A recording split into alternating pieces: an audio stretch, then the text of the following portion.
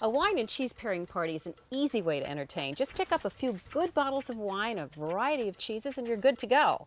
I'm here with expert Janet Fletcher, who's written 2 books on the subject, so you know what you're talking about. Well, I certainly love cheese, and the more you taste, the more you know. I'm a cheeseaholic, so I'm so happy. So let's start with what makes an appealing cheese platter? Well, what I look for when I choose cheeses for a party is variety. I really want to have a variety of textures, so I want creamy cheeses and hard ones. I want a variety of flavors, from mild to more pungent, variety of ages, from young to old, and then I also like to have a variety of shapes and colors so that there's some eye appeal too. And I never thought about that element. How many cheeses should you ideally have that aren't overwhelming? Well, it can get overwhelming if you have too many. People kind of lose touch with what they've had and what they haven't had. So I tend to stop at about 6 for a party of maybe 8 to 10 people. Okay, wine. What wines? Now, the classic is red wine and cheese, but I'm not sure that's always true. I like to give people an option. So I like to have a white wine and a red wine, and I look for wines that have some versatility to them, that have balance, not too big, not too delicate. Acacia makes some that I really like with cheese. They make a beautiful Chardonnay from the Carneros district that I think is wonderful with some of the softer, creamier, younger cheeses, because the wine has a beautiful silkiness to it. It's a barrel fermented wine and has a velvety texture that's really lovely with some of the creamier cheeses. Some of the ones that I brought in today for this Acacia Chardonnay are this Green Hill, which is a camembert style cheese, but it's from the state of Georgia. And cow's milk. Who knew? Yeah. Wow. And then this one is a local cheese, and it's a mixture of goat and cow. It's called Metronome. And if you couldn't find something like this, you could look for maybe a goat brie. That would be a similar type of cheese. And then I like this one as well from Italy with the Chardonnay. It's a Robiola Bosina is the name. It's a cow and sheep blend, also creamy. Okay, so white with the creamier cheese. That's very interesting. Okay, now the red? Well, I really like Pinot Noir with cheese, especially aged cheeses. So I brought in this Acacia Pinot Noir from the Carneros district. But Acacia makes some other vineyard designated Pinot Noirs that would be wonderful as well. There's one from Winery Lake. There's one from the Lone Tree Vineyard. They would work beautifully with the aged cheeses that I've brought.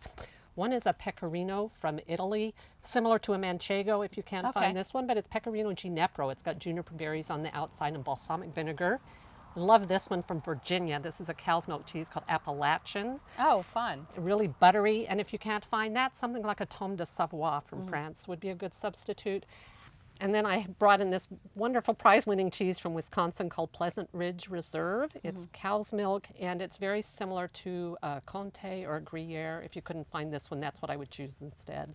Okay, so I want to try one of the cheeses with the Chardonnay. What would you recommend? Oh, let's do the Robiola. I think Okay. this is a fantastic match, and you're going to love it. So let me get you a little piece of this, and you always cut from the center like that. Oh, Cut a interesting. little wedge, because you're trying to share the rind equally.